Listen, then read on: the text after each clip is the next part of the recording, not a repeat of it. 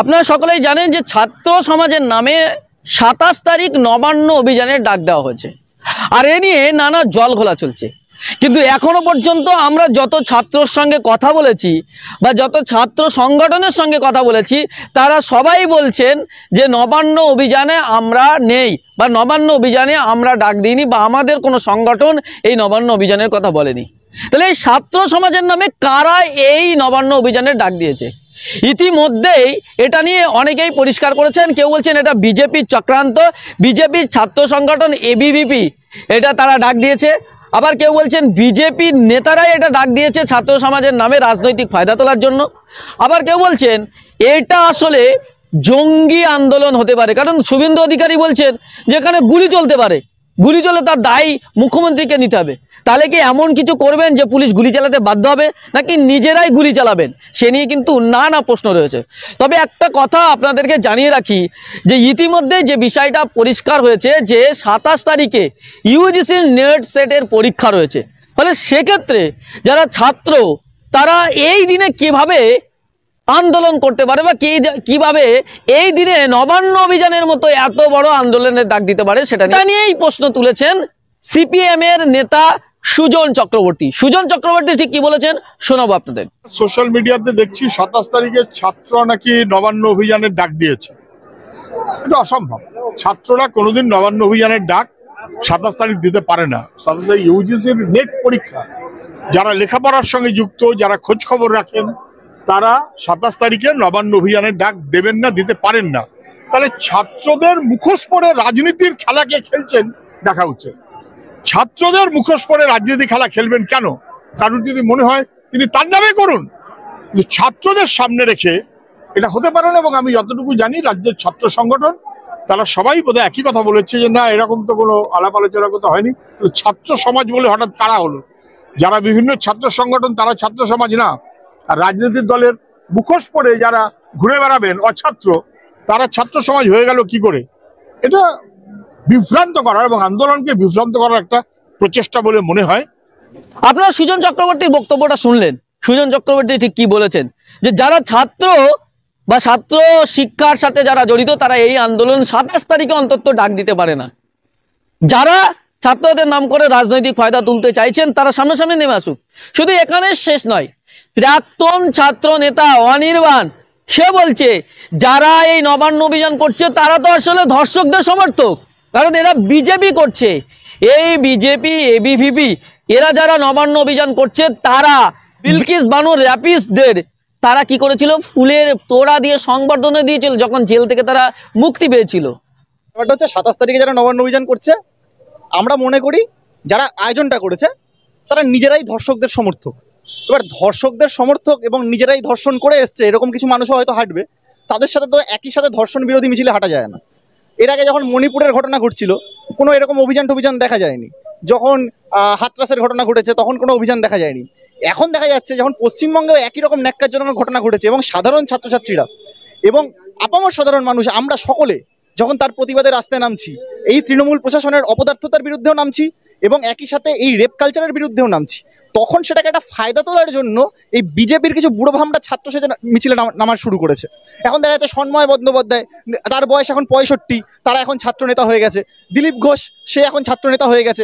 এই ধরনের ছাত্র নেতাদের সাথে আমরা চাই না। আমরা শুধু এখানেই শেষ নয়, তারা উত্তরপ্রদেশ, মহারাষ্ট্র, উত্তরাখণ্ডের মতো জায়গায় এই সমস্ত রাজ্যে তারা শাসকে রয়েছেন এবং সেখানে সবচেয়ে বেশি এই ধর্ষণ খুন এই ঘটনা ঘটছে। ফলে যারা ধর্ষণ করে বা ধর্ষকদের সমর্থক তারা কিভাবে এই নবান্ন অভিযান করতে পারে ধর্ষকদের শাস্তি চেয়ে? ফলে এটা কোনোভাবেই মেলাতে পারছে না। শুধু এখানেই শেষ নয়, আমরা কি দেখলাম? আমরা দেখলাম আর একজন সমাজসেবী এবং একটি রাজনৈতিক দলের নেতা, আজাদ সমাজ পার্টির নেতা ইমতিয়াজ আহমেদ বলছেন যে এই যে শুভেন্দু অধিকারী গুলি চালানোর কথা বলছেন, তাহলে কি এটা কি জঙ্গি আন্দোলন হবে? তিনি প্রশ্ন তুলেছেন।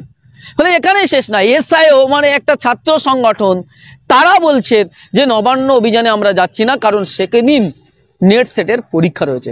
তাহলে সব জায়গায় দেখে যে ছবি স্পষ্ট ধরা পড়ছে যে নবান্ন অভিযানে আসলে ছাত্রদের নয়, ছাত্রদের নাম দিয়ে কোনো রাজনৈতিক দল উদ্দেশ্য প্রণীতভাবে করছেন। আর একটা বিষয় আপনাদের পরিষ্কার করে বলে দিই, যে ছাত্র সমাজ এই যে ডাক দিয়েছে নবান্ন অভিযান, যে কথাটা বলছেন, কারা বলছেন? সব থেকে বেশি এই কথাগুলো শোনা যাচ্ছে বিজেপি নেতাদের মুখে বা বিজেপি পরিচালিত সংবাদ মাধ্যমের মধ্যে।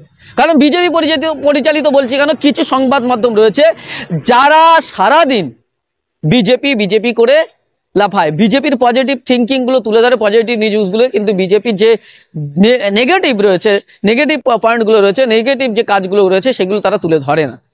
ফলে তারা বিজেপি দ্বারা পরিচালিত, অনেকেই বলছেন এই বিজেপি দ্বারা পরিচালিত কিছু সংবাদ মাধ্যম বা মোদি মিডিয়া, গদি মিডিয়া, তারা এই ধরনের কিন্তু কথাগুলো তুলছেন এবং বিজেপি নেতারা এই নবান্ন অভিযানের কথা বলছেন। ফলে এই যে নবান্ন অভিযান আসলে ছাত্রদের নয়, এটা কিন্তু পরিষ্কার হয়ে গেছে, ক্লিয়ার হয়ে গেছে।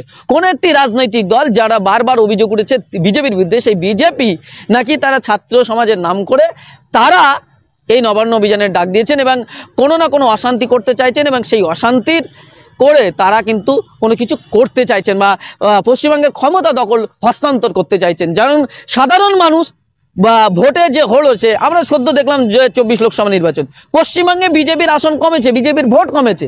ফলে সাধারণ মানুষ যখন বিজেপিকে প্রত্যাখ্যান করছে, রাজনৈতিক ষড়যন্ত্র করে লাশের উপর দাঁড়িয়ে তারা কোনো ষড়যন্ত্র করে নবান্ন দখল করার স্বপ্ন দেখছেন বলে মনে করছেন বিভিন্ন রাজনৈতিক দল এবং বিভিন্ন ছাত্র সংগঠন, বিভিন্ন সামাজিক নেতৃত্বরা। ফলে এইটা পরিষ্কার যে নবান্ন অভিযান যে ছাত্র সমাজের নাম দিয়ে ডাকা হচ্ছে, এটা কিন্তু ছাত্রদের নয়। কারণ এই 27 তারিখে ইউজিসির নেট সেটের এক্সাম রয়েছে, ফলে ছাত্ররা এই আন্দোলনে নেই, এটা পরিষ্কার হয়েছে, ক্লিয়ার হয়েছে। এবং বিভিন্ন ছাত্র সংগঠন তারা প্রকাশ্যে জানিয়ে দিয়েছে, বিভিন্ন বাম ছাত্র সংগঠন, বিভিন্ন অরাজনৈতিক ছাত্র সংগঠন, তারা কিন্তু স্পষ্ট করে জানিয়ে দিয়েছেন যে তারা নবান্ন অভিযানে নেই। ফলে এই নবান্ন অভিযান যারা করতে চাইছে তারা কিন্তু রাজনৈতিক অশান্তি বা বিশেষ করে বিজেপির বিরুদ্ধে অভিযোগ উঠেছে, তারা কিন্তু সন্ত্রাস কিছু করে রাজ্যের ক্ষমতা দখল করার যে স্বপ্ন দেখছে, তাদের এই স্বপ্ন সবাইকে ব্যর্থ করতে হবে। কারণ সমাজের দায়িত্ব এবং আমরা সংবাদ মাধ্যম হিসাবে আমাদেরও দায়িত্ব রয়েছে এই অন্যায়, অপপ্রচার বা কুৎসা বা যারা ঝামেলা করতে চাইছে, আমাদের রাজ্যটাকে যারা অশান্তি করতে চাইছে, তাদের বিরুদ্ধে রুখে দাঁড়ানো। তাই যারা ছাত্র সমাজ তারা যদি এই আন্দোলনের সমর্থন না দিয়ে থাকেন বা তারা এই আন্দোলনের পক্ষে না থাকেন, তাদের সকলের কাছে অনুরোধ করবো এই আন্দোলন বয়কট করুন।